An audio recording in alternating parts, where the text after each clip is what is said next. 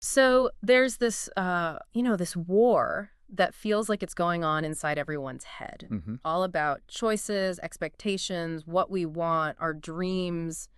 It feels like it's always been there, hasn't it? Yeah, that internal struggle is pretty universal, I think. But why does the internet, especially social media, seem to crank up the volume on it? It makes us so much more aware of all this inner conflict. Right. Sometimes I genuinely wonder, am I thinking these thoughts or were they sort of planted by my feed? That's a really key question. And the interesting, maybe unsettling thing is that these platforms, they aren't really built for like wisdom or self-discovery in that sense. Okay. They're engineered really meticulously Hmm. for engagement. That's the goal.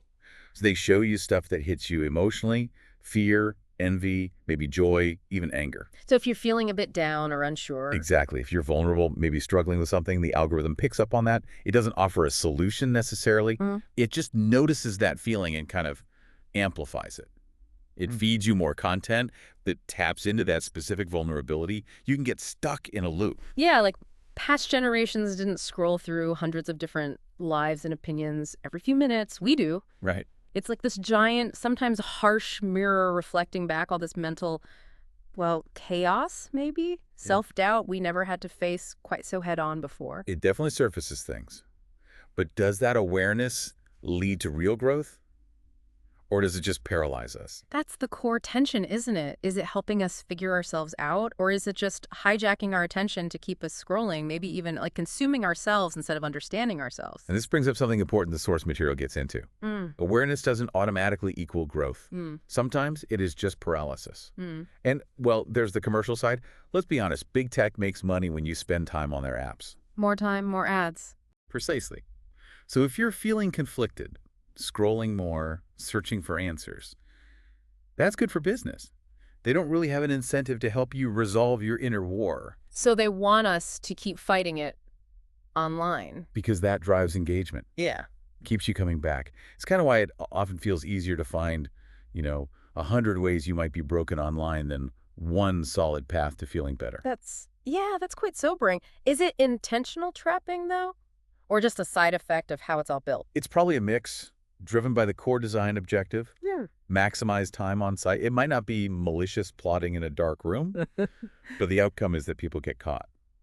So what about the future then? If younger generations see this, will they just ditch the whole thing, go full digital detox? Well, connecting this to the bigger trends, you'll definitely see some people choosing minimalism, detaching more consciously. Sure, that's happening already. But for most, probably adaptation. The internet's way more than just social media, right? It's education, jobs, connecting with people. True, you can't just opt out entirely, usually. So the focus will likely shift. Not if we use it, but how. Maybe we'll see better platforms emerge, or maybe education becomes key, teaching kids and everyone how these systems work, how they pull our emotional strings. You think the next generation might rebel against this, like past generations rebelled against other norms? I think it's possible, yeah. Or maybe they'll just invent even smarter, more subtle distractions. It's hard to say. Yeah, maybe.